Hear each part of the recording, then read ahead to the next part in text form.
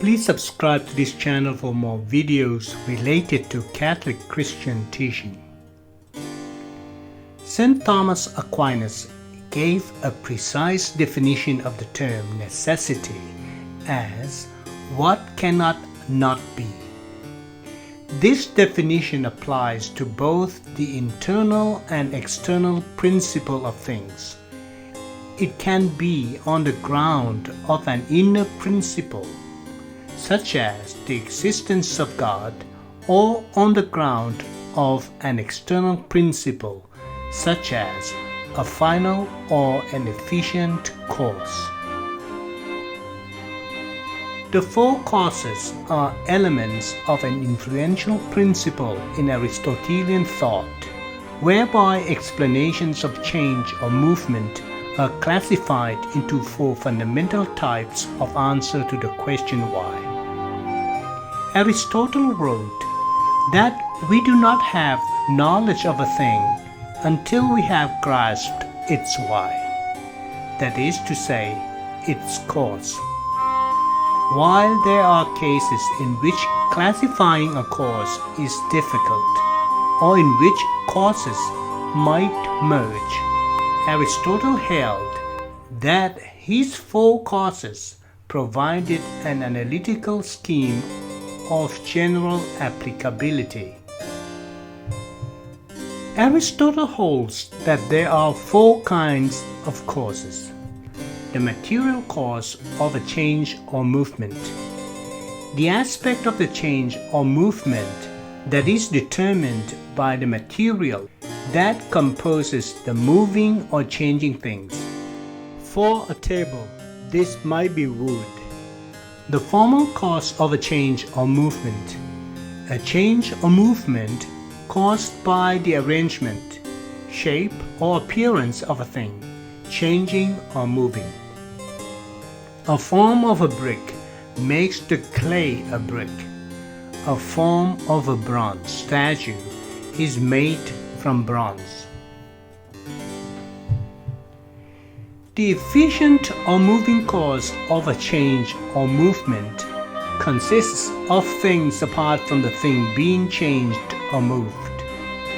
These causes interact so as to be an agency of the change or movement. For example, the efficient cause of a table is a carpenter or a person working as one. The end or purpose is the final cause of a change or movement for the sake of a thing to be what it is. For a seed, it might be an adult plant.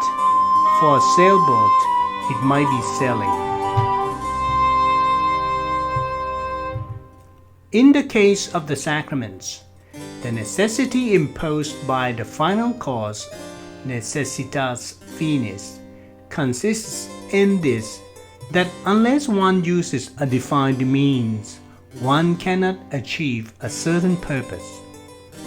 The necessity imposed by an efficient cause consists in the necessity of co-action.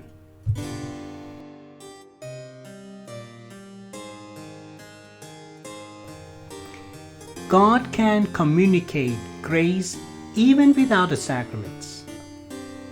God, in His omnipotence and freedom, can also communicate grace in a purely spiritual manner. Therefore, for Him, the institution of sacraments was not indispensably necessary. The divine power is not bound to the sacraments. However, in view of the fact that man is composed of body and soul, the institution of the sacraments was highly appropriate.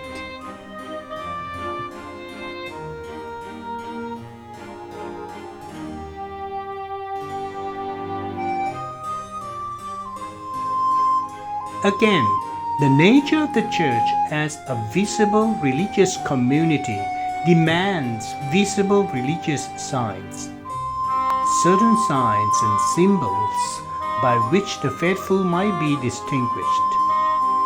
The sacraments are also valuable in promoting the Christian life of virtue, humility on account of man's dependence for his spiritual life on material elements, faith and confidence on account of the manifest signs of grace, neighborly love on account of the co-membership of one mystical body implied by the sacraments.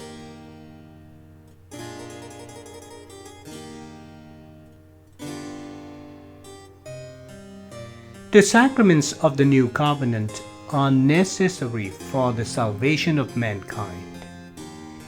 As Christ instituted the sacraments and bound them up with the communication of grace, they are necessary to us for the achievement of salvation, even if not all are necessary for each individual. The efficacious reception of a sacrament can, in case of necessity, be replaced by the desire for the sacrament. The Council of Trent declared against the reformers who, on the grounds of their sola fide doctrine, contested the necessity of the sacraments for salvation. If anyone says that the sacraments of the new law are not necessary for salvation, but that they are superfluous, and that without the sacraments or the desire for them, men obtain the grace of justification through faith alone, let him be anathema.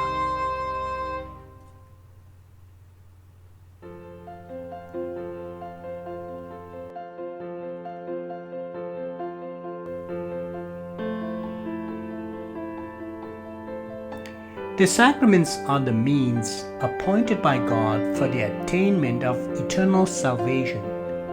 3 of them are thus necessary for the ordinary way of salvation, such that without their use, salvation cannot be attained.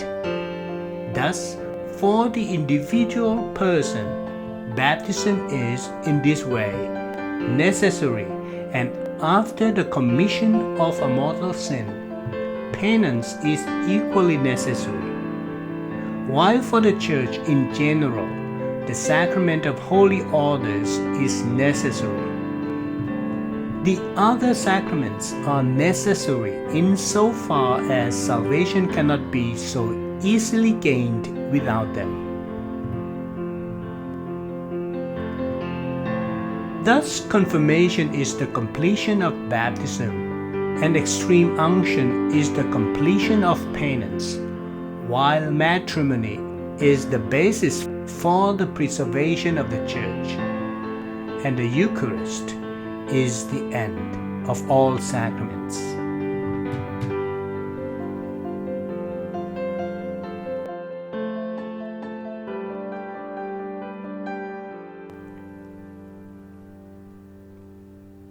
Please go to YouTube Retirementality channel, playlist Sacraments for the complete series of these materials.